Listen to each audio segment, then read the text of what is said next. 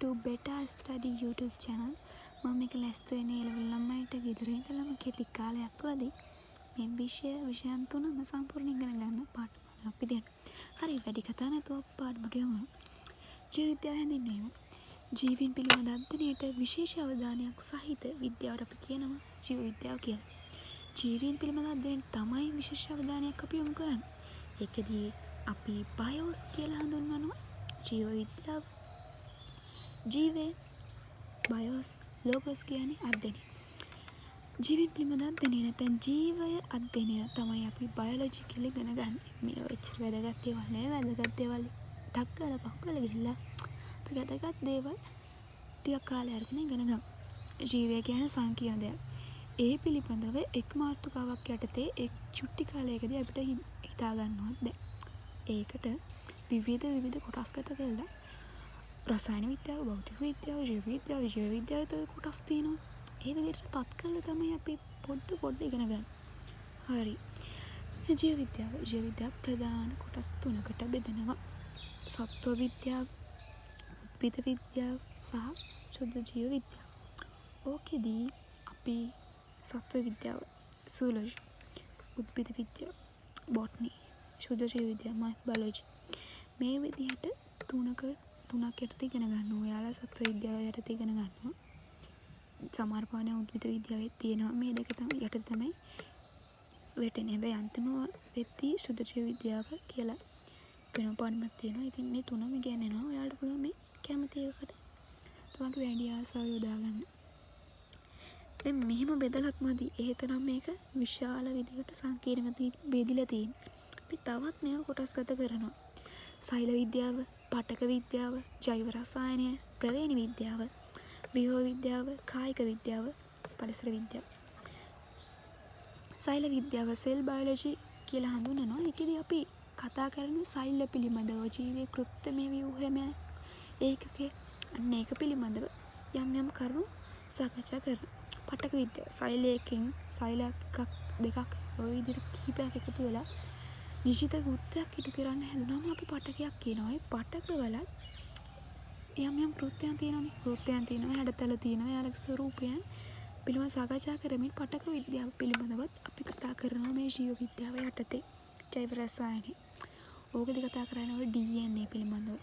නැත්තම් සෛලයක තියෙන උපසෛල සංඝටකවල රසායනික ස්වරූපය අන්න ඒ වගේ දේවල් කතා කරනවා. ප්‍රවේණ විද්‍යාව ජෙනටික්ස්. ඒ කියන්නේ ඒක DNA පිළිබඳව තමයි යන්නේ.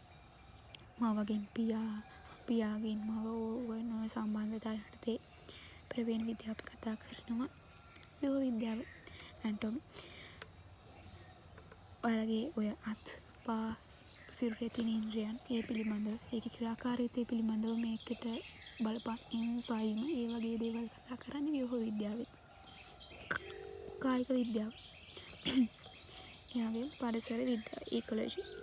ওই විදිහට කොටස් වෙනවා. මේ වෙච්චර වැදගත් නැති හින්දා අපි පොන්ටම් පාස් කරලා යනවා. ජීව විද්‍යාව හා බැඳුණු ගැටලු. issues painting to biology. පළවෙනි එක තමයි understanding biology diversity. ජීවිත පිළිබඳ ජීව විවිධත්වය පිළිබඳ අවබෝධය. මේ ජීවි නැති වුණේ පෘථුවිය ඇති වුණු කාලෙම නෙවෙයිනේ. පෘථුවිය ඇති වූයේ කියන්නේ birth of earth. ඒක ඇතුනේ මීටර් වසර බිලියන 4.6කට පෙර. මතක තියාගන්න බිලියන 4.6කට පෙර. මිලියන නෙවෙයි බිලියන. ඊට පස්සේ කෙමෙන් ඔය උණුසුම් වෙලා සීතල වෙලා යම් තත්යකට පත් වෙනවා. මිනිසුන්ට ජීවයක් ඇති වෙන මිනිසුන්ට විතර නෙවෙයි. මුලින්ම ඇතුනේ මිනිසුන්ට නෙවෙයි. ජීවයක් පවතින පුළුවන් විදිහට ඇති වුණා තත්ත්වය. ඒකදී අපි කියනවා ලයිව් අර්ත්. ජීව විද්‍යාවේ ඔය ප්‍රධානම මූලාරම්භය තමයි පෘථුවිය මත ජීවය ආරම්භ වෙන්නේ. ඒන් පස්සේ තමයි ක්‍රමිකව මේ දේ සිදු වුණේ. ඒක ඇතුනේ වසර බිලියන 3.5කට පෙර. වසර බිලියන 3.5කට පෙර. බලන්න මේ කාලය ඇතුළත ගොඩක් දේවල් සිදු වෙලා තියෙනවා. තියෙනනේ බිලියන 1 ගණක්. ඒ තුල තමයි මේ සිදු වෙන තියෙන වාහිනීවා. ගිනිකඳ පිපිරේ ඔක්කොම වෙලා තියෙන ඒ කාලය ඇතුළත.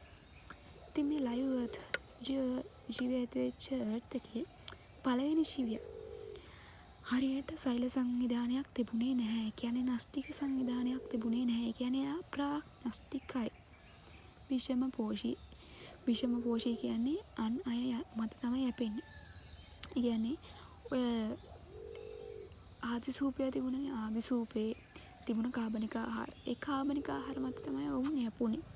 ඉතින් සත්තු තමයි හිටියේ, ශාක හිටියේ අඩු. ශාකු හිටියේ නැහැ. ශාක පස්සේ ආවේ. හරිත ඇල්ගි පස්සේ ආවේ.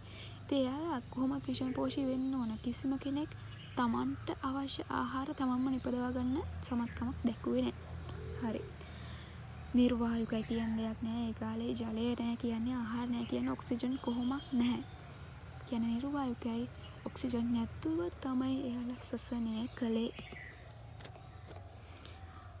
දැන් මේ වර්තමාන තත්ත්වය කියන්නේ මේ ප්‍රසන්ට් ටයිම් එකේදී ඉන්නවලු ජීවි විශේෂ මිලියන ජීවි විශේෂ මිලියන 10ක් මිලියන 100ටත් වඩා මිලියන 10ක් මිලියන 100ටත් වඩා ඉන්නවලු. හරි. ජීව ලෝකයේ ඉන්නවා, අජීව ලෝකයේ